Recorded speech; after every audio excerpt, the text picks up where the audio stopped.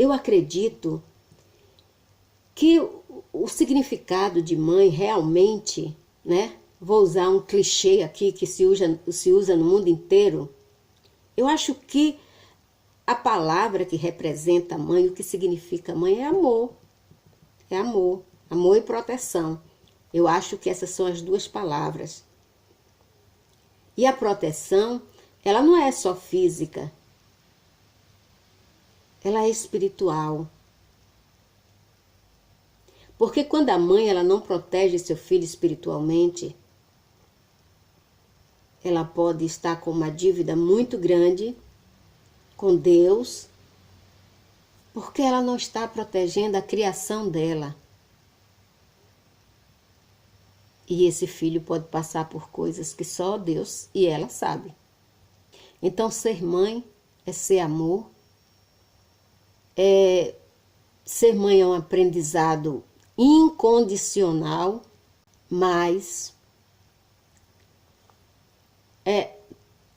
quando a mãe é ignorante, que ela não entende a profundidade disso, ela só entende de sexo, ela não entende de ser mãe, ela não entende o que é concepção, ela só entende do ato sexual. Então, essa mãe é essa mãe que traz e que faz todas as monstruosidades que são relatadas, não só para mim, mas para todos os psicólogos, para todos os terapeutas, para todos os psiquiatras, para todos os religiosos. Mas os religiosos, eles são coniventes, né? Ele usa a crença para esconder os atos criminal das mães. Porque eles são hipócritas, são falsos profetas. Então é disso que nós vamos falar essa semana, né? Sobre essas mães que não entendem o significado de uma concepção, de trazer ao mundo um ser, não entende que ela é um portal por onde entra e sai uma vida. Ela não entende isso, ela só entende o que é. Ela só entende o que é sexo, não sabe o que é autorresponsabilidade. Desculpa eu estar falando nesses termos, mas nós estamos falando de narcisismo, de crueldade, de mãe desumana. Eu acho que deveria ter uma licença oficial do governo para uma pessoa ser mãe, passar por vários exames e ter uma condição realmente de ser mãe e de ser pai. Porque é muito cruel as coisas que eu ouço. No mês passado eu fiquei doente de um relato que eu recebi, que foi a pior coisa que eu já ouvi toda a minha vida. Oi! Olá, gente bonita, tudo bem com vocês? Você não me conhece, não? Ah, que chato. Sou Jane. Seja bem-vindo, seja bem-vinda. Se vocês quiserem morar nessa casa, se inscreve, ativa o sininho, tá? Comenta e compartilha. Sai compartilhando com todas as pessoas que você conhece. Hoje nós estamos começando uma série sobre pais narcisistas.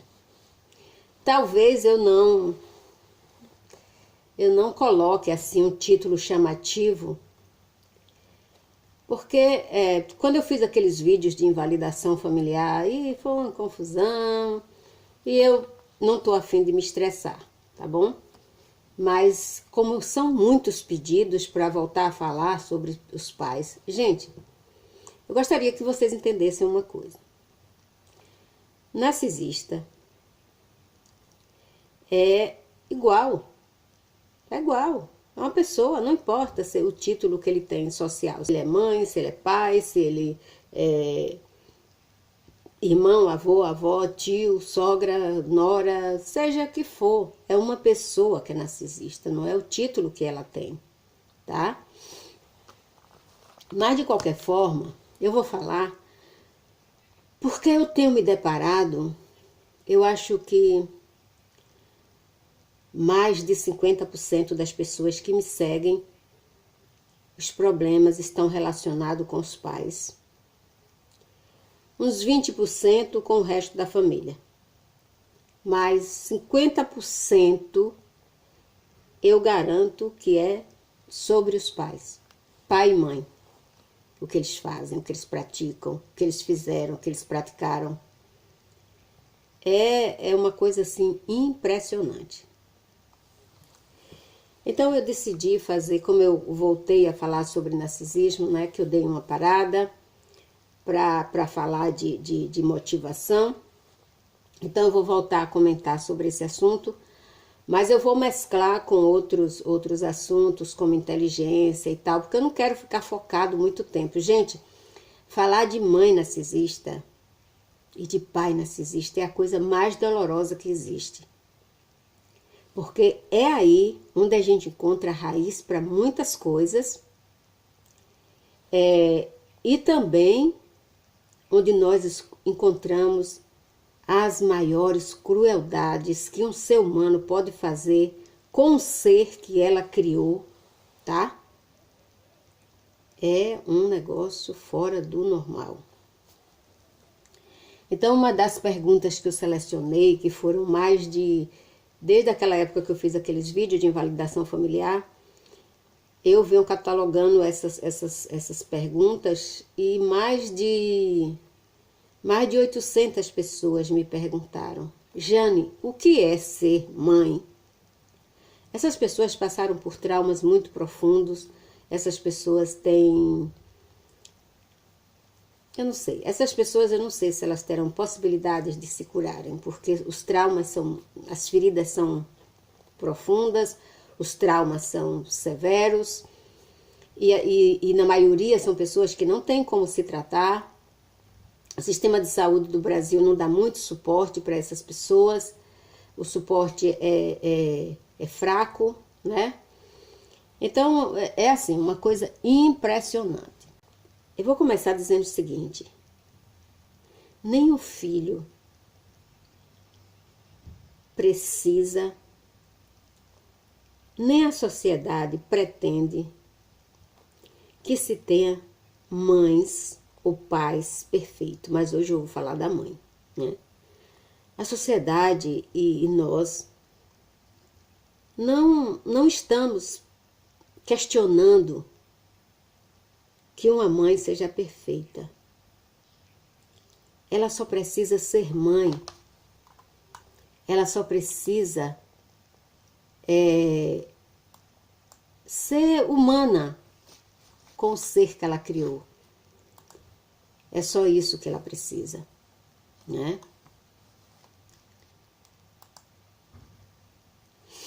Então, nenhum filho quer uma mãe perfeita.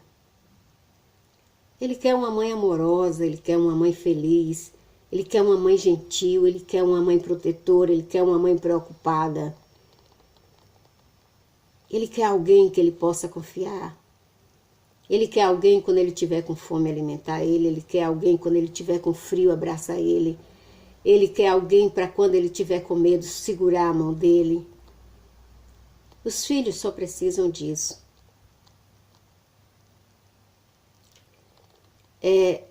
Então, para aquelas pessoas que me perguntaram o que significa ser mãe, eu vou falar de uma forma, não é bem religiosa, mas eu tentei me aprofundar o máximo que eu pude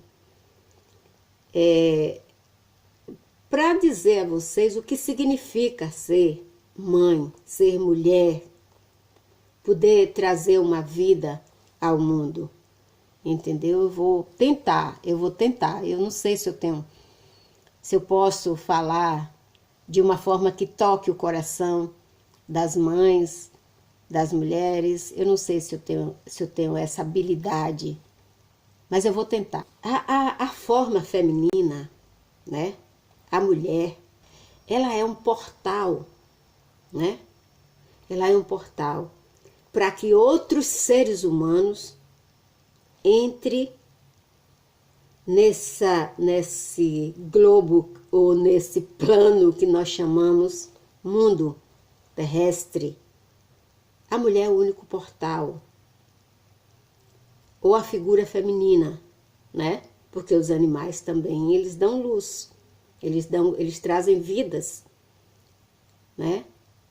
Então, eles também, os animais femininos também são portais. Então, a mulher, ela compartilha essa experiência com o doador dessa vida. Deixa eu ver se eu tento explicar. Deixa eu ver.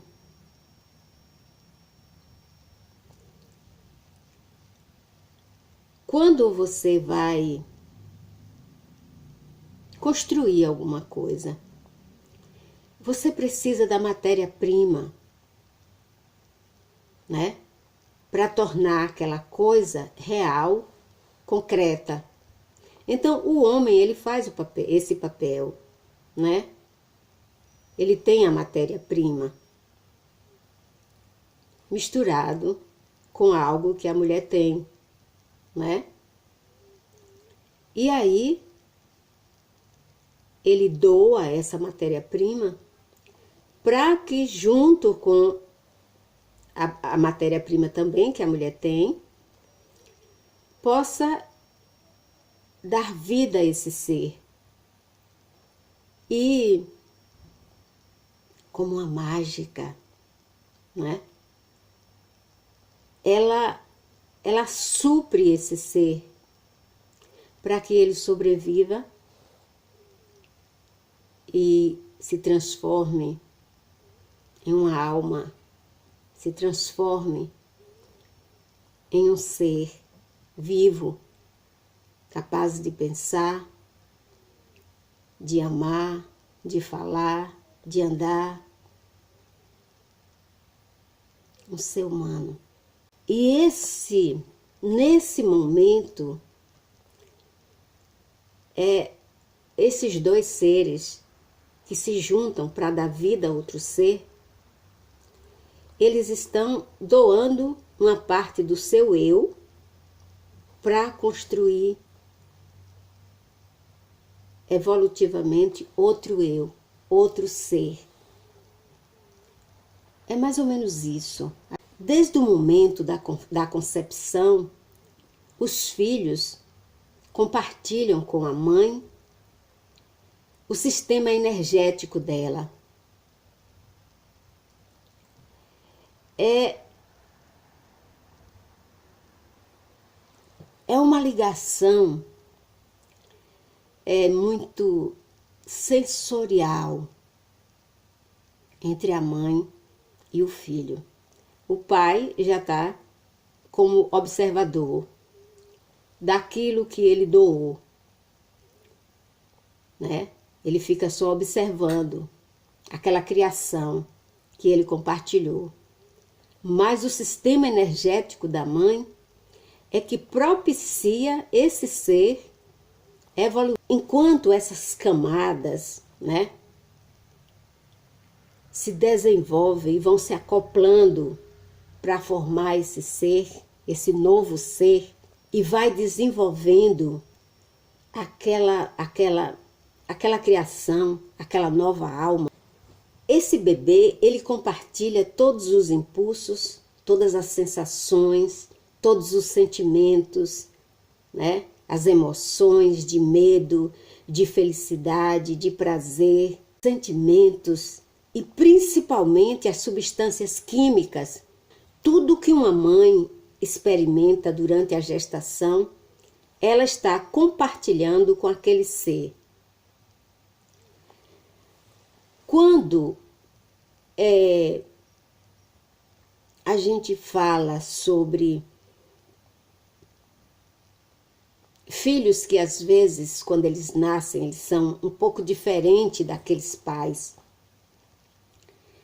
ou da criação que aqueles pais dão, mas é preciso lembrar que esse ser, ele já recebeu as informações familiares quando ele estava em formação, porque ele capta todas as sensações, sentimentos, emoções, né?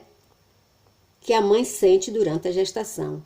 Quando a criança nasce no mundo físico, né, quando ele é abortado que eu estou falando não é no sentido de morte, é no sentido de vida, né? Porque ele vem ao mundo, ali é um aborto, é botando para fora, né? Então, quando acontece essa mágica, né, de se dar à luz a um bebê, se corta o cordão umbilical. Porém, o cordão umbilical é físico que é cortado, mas o cordão umbilical energético, ele da mãe fica ligado ao filho até os 7 anos de idade, quando ele perde os dentinhos de leite e passa a ter os dentes permanentes. É naquele momento que esse cordão umbilical espiritual é separado, porque a partir daquele momento aquele ser vai começar a se desenvolver para ser um ser separado daqueles pais. Não separado fisicamente, mas energeticamente. Vocês estão entendendo o que eu estou falando? Eu estou falando de uma forma muito profunda, viu, gente? Espero que vocês estejam me entendendo. Essa conexão com a mãe que os filhos têm, ela permanece conectada no núcleo energético, no núcleo espiritual. Esse cordão umbilical que fica ligado até os 7 anos de idade, ele é invisível, né? Não dá para falar em um vídeo, eu gostaria de poder falar, de aprofundar isso que eu estou falando aqui agora, porque é lindo demais, gente. Mas então, esse cordão invisível, ele é rompido quando a criança faz 7 anos de idade. Mas até 7 anos de idade, existe esse cordão invisível, esse cordão umbilical invisível, né? Que liga energeticamente, é um núcleo que fica ligado, mãe e filho. É como se fosse um plug, né? Um plug invisível de 2 pontos, mãe e filho. Porque quando a criança faz 7 anos, né? Falando espiritualmente, ela começa a desenvolver a sua própria independência energética, que completa quando ela começa a ter quando os hormônios começam a serem desenvolvidos fisicamente nesse ser, é que essa conexão energética com a mãe, ela vai afastando um pouco. Quando a mãe não entende o significado dela como mãe, o significado dela como portal, que dá acesso a outra vida, o significado dela, a importância que ela tem na criação humana, quando ela não entende isso, ela prejudica seus filhos. Isso afeta seus filhos de uma forma emocional muito grande, né? Quando ela tem medo, quando ela tem insegurança. O primeiro filho, o primogênito, ele herda uma carga hereditária muito grande, porque toda a força energética daquelas 2 pessoas, pai e mãe, que se juntaram naquele momento da formação, da criação, da concepção, a carga energética foi muito grande, a força da mulher estava toda ali. Então, o primogênito, ele traz todas essas características de força, de responsabilidade, muita responsabilidade. Ele é o primeiro. O primogênito, ele é como um professor. Ele vem para ensinar a mãe a ser mãe e o pai a ser pai, e diminuir a carga para os próximos que virão. Quando as crianças vão crescendo, elas vão perdendo essa carga hereditária de emoções que os pais têm. O primogênito, ele herda as partes mais densas dos seus pais, mais pesadas. O primogênito, ele também carrega os bloqueios hereditários emocionais. Os filhos do meio, né? Como a gente chama aí no Brasil, eles já diminuem essa carga, esse peso. E o último filho, esse daí é mais leve, né? Em todo aspecto familiar ele é mais leve, porque a carga dele é mais leve também, né? E mais fraca também, porque o ciclo energético da mãe, ele vai enfraquecendo. Quanto mais filhos ela tem, mais ela enfraquece essa carga energética da criação, né? E o último, ele vem mais leve, mais fraco na sua hereditariedade. É disso que eu estou falando, não é fraco como ser humano. Eu estou falando de uma ligação espiritual, de uma coisa muito profunda. E eu espero que vocês entendam, tá? Eu espero que vocês entendam, porque isso que eu estou falando aqui é muito importante e não é todo mundo que fala nesse termo. A mãe, ela deve entender a importância que ela tem na vida dos filhos, a importância que ela tem como mulher, a importância que ela tem como ser humano, a importância que ela tem no mundo espiritual, porque ela é um portal por onde esse ser entra e sai para o mundo.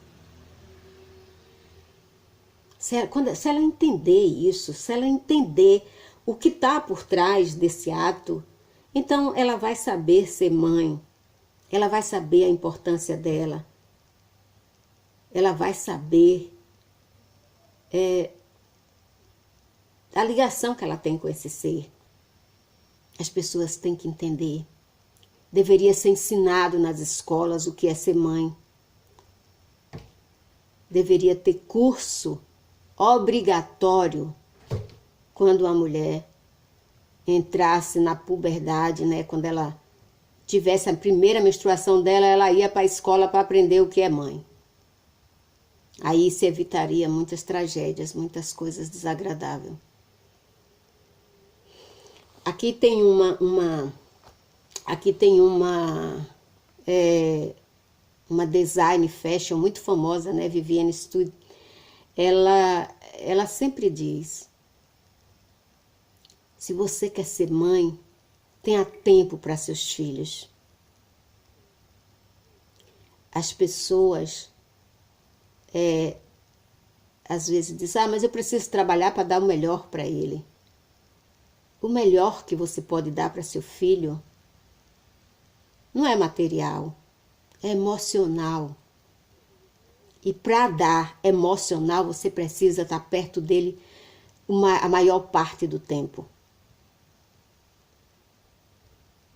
Escola educa, mas não dá amor. Babá dá comida, mas não dá amor. Que a única coisa que as babás fazem é isso, né? A criança chorou, ela vai lá dar comida. Precisa tomar banho, ela vai lá dar banho. Nem conversar com as crianças, as babás não conversam. Elas vivem no telefone delas e as crianças nos joguinhos. Que tipo que referência essa criança vai ter de seus pais? São pais ausentes. Hoje, quando eu liguei meu computador, eu fui ler uma reportagem de Samuel, aquele ator americano negro, né? Me esqueci o sobrenome dele. Ele estava dizendo o seguinte, que uma mãe tóxica é tão ruim, é tão miserável, pois é. Mas as pessoas só ouvem quando os famosos falam. É por isso que eu digo, tem que ter escola para pais. Mas é antes deles serem pais. Quando o menino fizesse 11 anos, já ia para a escola para aprender a ser pai. Quando a menina fizesse 11 também. Os dois iam para a escola para aprender a ser pai. Ou eles iam desistir, ou eles iam ser bons pais. Porque é de chocar, é de chocar. Eu já disse a vocês que eu estou preparando meu livro, mas Vai demorar ainda um pouquinho, porque depende de outras coisas, né?